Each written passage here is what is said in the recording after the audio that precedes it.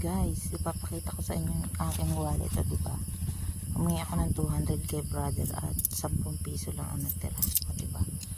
Kung ang wallet ko ay kinita ay milyon, ngayon ay 10 piso na lang ang natitira. Hayaan nyo guys, darating din ang araw na mapupuno ulit natin ito, di ba?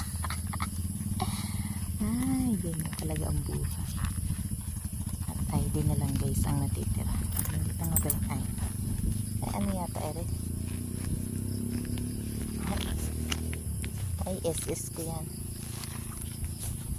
Wala din yung Hong Kong ID ko. Ayan, nandun sa isa kong lagayan. Ito ay nabili ko guys, itong wallet na ito ng $50, pero ito ay 300 plus. Hindi, almost 500 yata, pero sale siya. Nabili ko lang siya ng $50 ang tatak niya.